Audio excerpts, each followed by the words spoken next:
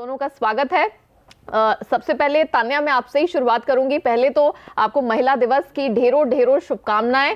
आपसे बात करके हमेशा अच्छा लगता है। सबसे पहले तो बताइए कि आज क्या कुछ खास होने वाला है, क्योंकि आप एक ज्वेलर हैं, तो क्या कुछ स्पेशल आप करने वाली हैं या अपने ग्राहकों के लिए क्या करने वाली हैं? नेहा, पहले तो आपको भी happy women's day. You are also a woman and a succeeding woman. And ज़रूर आज का दिन तो हम लोगों के लिए फेस्टिवल का डे है। So and specially my brand is a women concentric brand. तो बहुत कुछ करा है हमने लखनऊ के, मेरा label is called jewels of hours. तो हमने लखनऊ के ज्वेल्स को ढूंढा है, वो लेडीज़ जो निचले तर के लोगों को संभाल रही हैं, मेडिकल इश्यूज़ हैं, जो कैंसर की फ्री ट्रीटमेंट दे रही हैं, ऐसे कुछ डॉक्टर सपना उपाध्याय, ऐसे करके कुछ हमने लेडीज़ को सिलेक्ट किया है जो काम को, जिनकी रिकॉग्निशन इतना बहुत ज़रूरी है देना, जो कि मिलता भी है। तो today is the day we are celebrating them. हम उनको रिस्पेक्ट दे रहे हैं, उनकी स्टोरीज हाईलाइट कर रहे हैं। We are doing a social media campaign on them. We are also inviting them and felicitating them at our store. Yes. So we have launched a campaign for this time which is called Power Puff Girls, Power Cuff Girls. Okay. So very yes. good. So we have launched a bracelet line which is like a, जो warriors पहनती थी पहले, cuff पहनती थी, war cuffs. चलिए, तो आपकी war front की तैयारी दिखाई दे रही है और बिल्कुल यहाँ पर तो सम्मान और रिकॉग्निशन ऐसी महिलाओं को मिलना ही चाहिए जो सोसाइटी में, समाज के लिए कुछ अलग हटके कर रही हैं। चलिए, लेकिन कमोडिटी मार्केट की तरफ वापस लौटते हैं तान्या, जिसके लिए हम यहाँ बात करने वाले हैं। सोने के भाव में हमने इससे पहले भी आपसे बात की थी, बहुत तेजी आ गई थी, तो आप जैसे कई ज्वेलर्स मान रहे थे कि इतनी ऊंची कीमतों की वजह से ही कंज्यूमर्स है जो अपना हाथ थोड़ा पीछे खींच रहे हैं। अब जो हमने पिछले हफ्ते 10 दिन में तेज गिरावट आते हुए देखी है, क्या लगता है अब कंज्यूमर इंटरेस्ट निकल कर आएगा? तो ये समझना पड़ेगा कि जो अभी गिर रहा है, सोना जो गिरा है, उसका रीजंस क्या थे पहले तो जो it is a natural correction. Natural, अभी अगर आप देखें तो पिछले मतलब अभी तक इस साल के, ये 3rd महीना है, 3000 से ऊपर का हम बढ़ोतरी ऑलरेडी देख चुके हैं। उसका 20th Feb को it was a 10-month peak that was touch. उसके बाद से सोना जो गिरा है, it was a natural correction.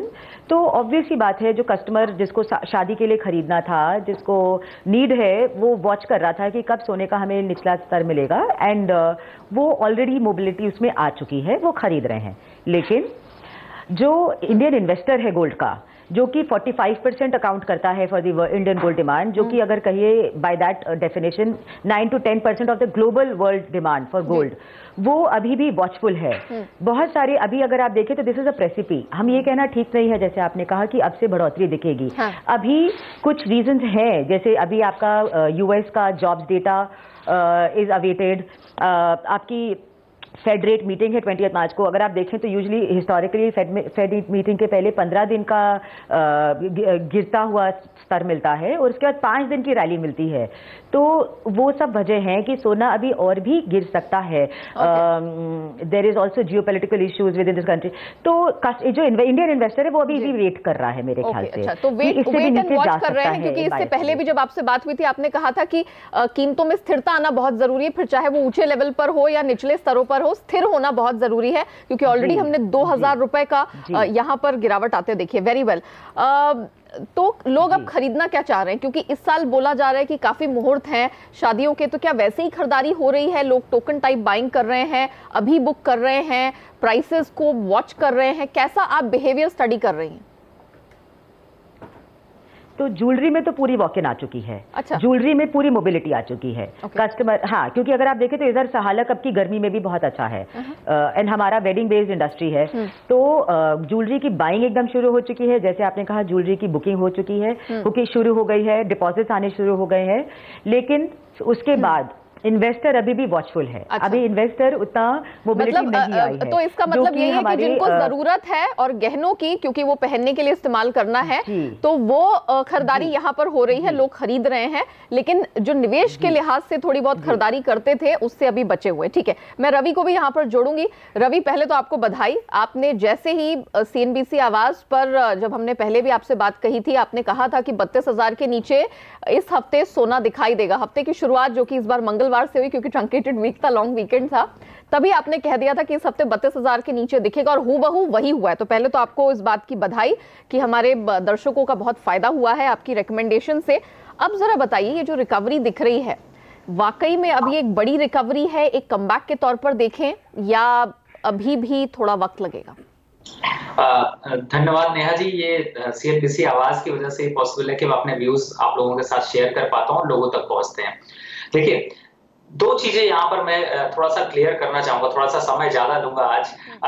एक तो फंडामेंटल डेवलपमेंट जो गोल्ड के लिए लॉन्ग टर्म बन रहे हैं, जिसे आपने बार बार एक्सपेक्टेशन में देखा कि इस बार सोना $1450 जाएगा, उसकी एक्सपेक्टेशन इस साल के अंत तक काफी ज्यादा है। लेकिन उससे पहले अभी जो करेक्शन देखने को मिल रहा है, बड़ा करेक्शन देखने को मिल रहा है, वो शायद जो अभी चल रहा है उसकी वजह से है। जैसे कि जो ट्रेड वॉर था वो सुलझता हुआ नजर आ रहा है। दूसरी तरफ है नेशनल इमरजेंसी जो लगाई थी यूएस शटडाउन हुआ था, वो थोड़ा सा अब ईज ऑफ हो रहा है, इसलिए सोने में प्रॉफिट बुकिंग आई। इक्विटी में अभी फॉल है और फॉल की वजह से लोग मार्जिन के लिए सोना बेच करके अपना मार्जिन अभी इकट्ठा कर रहे हैं। अगर ये फॉल और बढ़ता है तो वापस से सोने में एक्युमुलेशन शुरू हो जाएगा। तो ये ऐसे फैक्टर थे जिससे कि सोना 34,000 से गिरता हुआ अभी आपको 32,000 पे पहुंचा नजर आया। यानी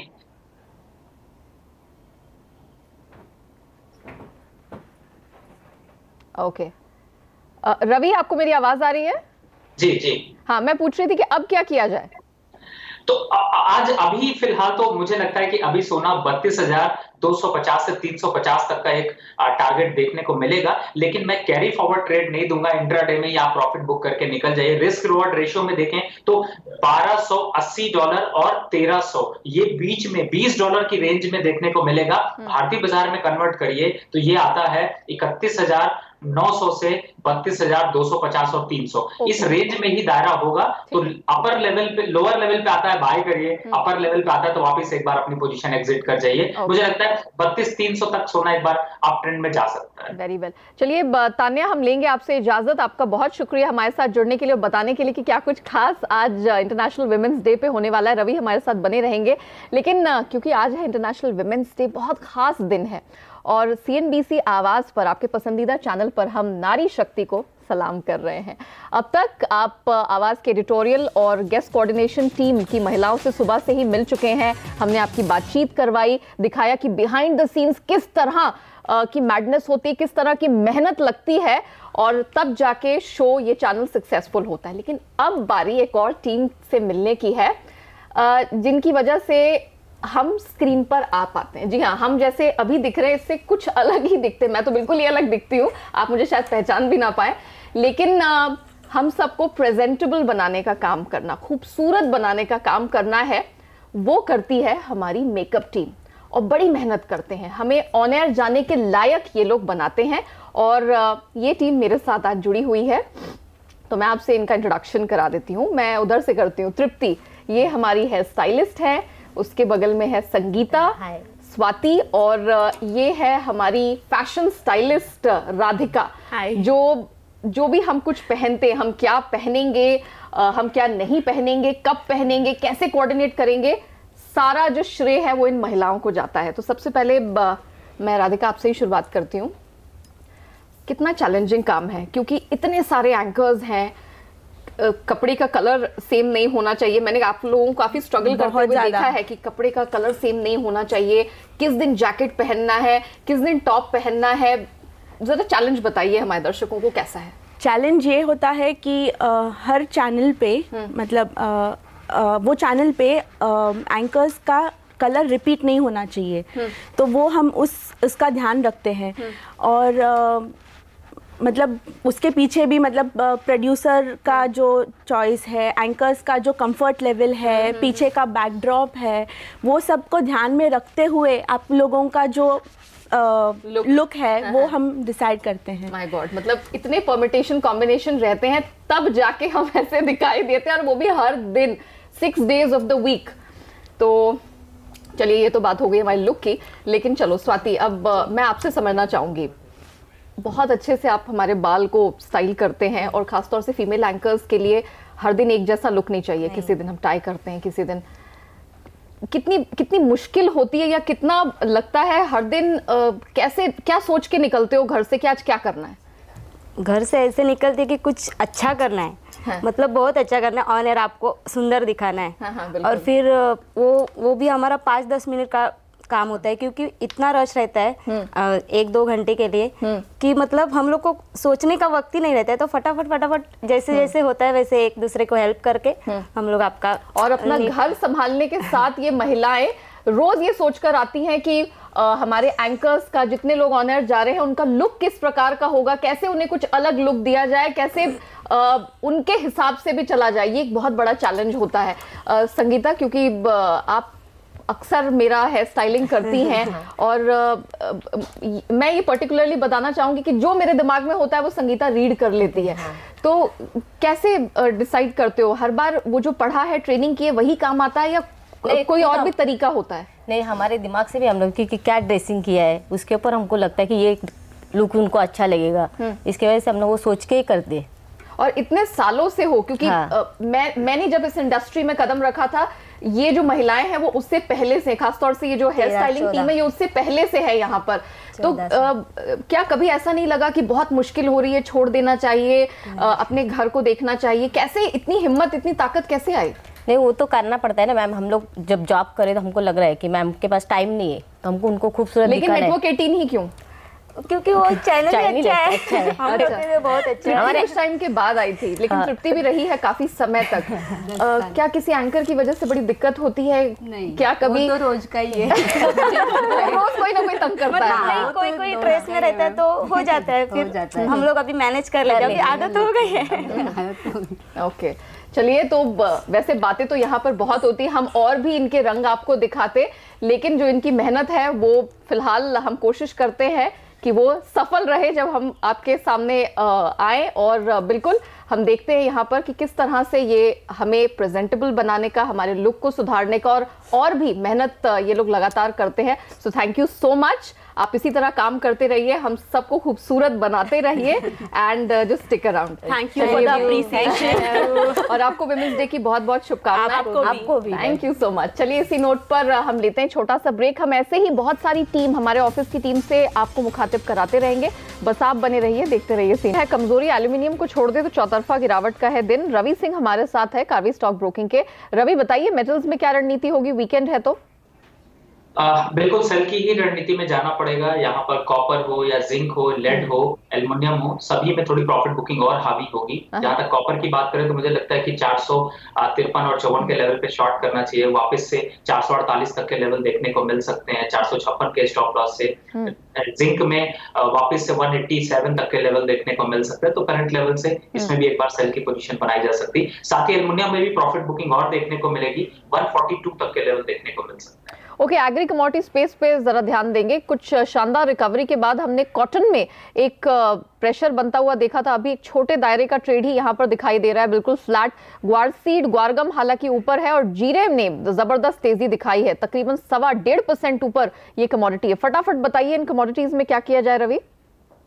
देखिए, थोड़ा सा पुल बैक जरूर देखने को मिला, लेकिन आगे अराइवल्स काफी ज्यादा है, तो चाहे आप जीरा देखें या ग्वार देखें, मुझे लगता है इनमें वापस से सेल की पोजीशन में जाना चाहिए। खासतौर से जीरे में देखें तो करंट लेवल से एक बार सेल करके जा सकते हैं। 150 पॉइंट के स्टॉप लॉस है, लोअर साइड पे 15,100-200 तक के लेवल देखने को मिलेंगे। ग्वार सीड के अप्रैल में देखिए तो 4230-35 के लेवल पे एक बार सेल करके चला जा सकता है। अपसाइड में 4250 के स्टॉप लॉस है, लोअर साइड 4170 के आसपास तक के लेवल देखने को मिल सकते हैं। दूसरी तरफ है थोड़ा सा जो बाइंग साइड मोमेंटम वो सोयाबीन में आपको देखने को मिल सकता है, या फिर आरएम सीड में अभी 20 से 30 रुपए तक की रैली और देखने को मिल सकती। सोयाबीन 3850 से ऊपर एक बार लेवल देखने को मिल सकता है। Very well. चलिए रवि, बहुत शुक्रिया आपका, आप हमारे साथ जुड़े और बताया कि पूरे कमोडिटी मार्केट में वीकेंड पे क्या रणनीति अपनाकर चल सकते हैं। कमोडिटी राउंड अप में वक्त ही समाप्त होता है, लेकिन इक्विटी मार्केट में अब सेकेंड हाफ में मूड मिजाज कैसा रहने वाला है, कैसे होगी कमाई, चार्ट्स में कहां है कमाई के मौके, इन सब की डिटेल लेकर मेरे सहयोगी वीरेन जुड़ चुके हैं, जो आपके लिए लेकर आएंगे futures express. Viren, over to you. Women's day की अगर आप देखें, कहीं ना कहीं खुशी मना रहा है बाजार।